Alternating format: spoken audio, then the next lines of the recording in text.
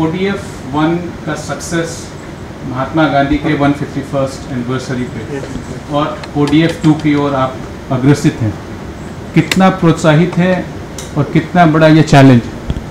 देखिए, पहले तो बहुत बड़ा चैलेंज हमारे पास ODF का ही था और हमें उम्मीद के मुताबिक हम उस चैलेंज को 2019 में अचीव कर पाए और इसमें सभी का सहयोग था। माननीय प्रधानमंत्री जी का एक बहुत बड़ा सहयोग था।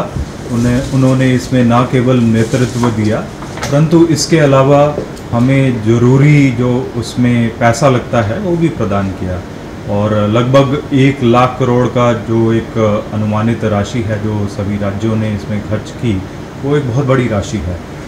ODF हमने अचीव कर लिया 2 अक्टूबर 2019 को। उसके बाद हम ODF प्लस की तरफ बढ़ रहे हैं। ODF प्लस का मतलब ये है कि हम सिर्फ ODF की बात ना करें, ODF के आगे जाएं। ODF के आगे जाने का मतलब ये हुआ कि हम ना सिर्फ इंश्योर कराएं कि हम लोगों को टॉयलेट यूज़ करने का, उनके एक्सेस की बात करें, परंतु सॉलिड और लिक्विड वेस्ट मैनेजमेंट की बात करें जिससे कि गांव में संपूर्ण स्वच्छता रहे। अब संपूर्ण स्वच्छता के लिए हमें चाहिए सॉलिड और लिक्विड वेस्ट मैनेजमेंट का प्रबंधन, उसके लिए पैसा भी चाहिए। वो बहुत बड़ा चैलेंज है, कॉम्प्लेक्स एक्टिविटी है, थोड़ा टेक्निकल भी है। तो उसके लिए सरकार ने फेज़ 2 का हमारा कार्यक्रम अप्रूव कर दिया है और 1,40,000 करोड़ का लगभग का इसमें 5 साल का प्रावधान है।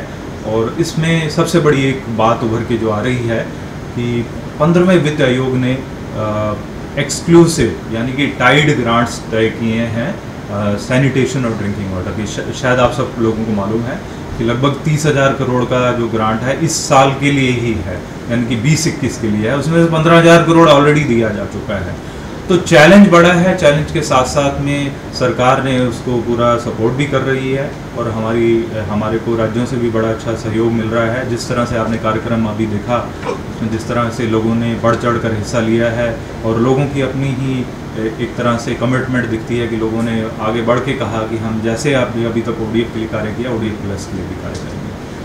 सर, ये जो टॉयलेट्स का एक इसको सराहना करना और इसके बारे में बातचीत करना, ये एक चेंज ओवर, ये एक बिहेवियर चेंज पे बहुत बड़ा माइलस्टोन पूरी दुनिया में ये माना जा रहा है। प्लस अब आप उसमें मेंस्ट्रुअल हाइजीन का भी एक आयाम जोड़ रहे हैं। How important is that? देखिए, जब हम बात करते हैं स्वच्छता की तो संपूर्ण स्वच्छता ही अल्टीमेट है।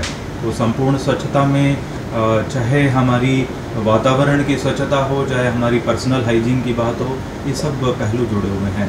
अब मेंस्ट्रुअल हाइजीन मैनेजमेंट जो है वो अपने पर्सन से शुरू होता है और फिर वातावरण में भी उसका जो दुष्प्रभाव होता है उसमें हमें एक्शन लेने की आवश्यकता है। तो हम इन सभी कार्यों में काम कर रहे हैं। देखिए, मेंस्ट्रुअल हाइजीन मैनेजमेंट एक ऐसा दायरा है जिसमें पर्सनल एजुकेशन, बिहेवियर चेंज और लोगों को समझाने की आदतें बदलने की आवश्यकता के ऊपर बल दिया जाता है। उसके ऊपर में तो कार्य चल ही रहा है, परंतु हम उसके साथ साथ में हम वातावरण में किस प्रकार से उसके दुष्प्रभाव हैं उसके ऊपर में हम कार्य कर रहे हैं। देखिए, इसके साथ एक और चीज़ जो जुड़ी हुई है वो है अपनी पर्सनल हाइजीन की, खास करके हैंड वॉशिंग की। आजकल के ज़माने कोविड के एरा में पर्सनल हाइजीन में हैंड वॉशिंग भी बहुत ज़रूरी हो जाता है। तो हैंड वॉशिंग के ऊपर में भी हम आने वाले समय में, हम तो अभी जोर दे ही रहे हैं, बल दे ही रहे हैं, कुछ राज्य इसमें अच्छा कर रहे हैं। हम आने वाले समय में भी इसके ऊपर में एक अलग से कैंपेन चलाएंगे। सर, 1 लाख करोड़ आपने खर्च हुआ भारत सरकार के द्वारा विभिन्न सेटअप पे ODF के लिए, लेकिन मंत्री जी बता रहे थे कि हर एक घर के साथ 50,000 रुपये का तक का बेनिफिट हो पाया स्वच्छता का, हाइजीन, एक स्वच्छता का एक प्रोसेस को इवॉल्व करने में। तो how much has been the saving? I think that there must be a net saving for the citizens at large. जी। तो देखिए, सेविंग या ओवरऑल बेनिफिट की अगर बात करें तो आप ये मान के चल रहे हैं कि अगर हमने ओवरऑल एस्टिमेशन तो नहीं किया, हमने ये मान के चल रहे हैं कि उनको सब तरह से बेनिफिट होते हैं। देखिए, ये बेनिफिट किस रूप में है? अगर आपको बीमारी नहीं होती है तो आप डॉक्टर के पास नहीं जाते हो, डॉक्टर का खर्चा बढ़ गया, तो जितने दिनों में आपने काम नहीं किया वो भी घट गया। ये सब चीज़ से आपका सेविंग हो जाती है। तो ये 50,000 प्रति फैमिली के हिसाब से हमारी सेविंग है। आप एक्स्ट्रापोलेट उसको कर सकते हैं उसके हिसाब से।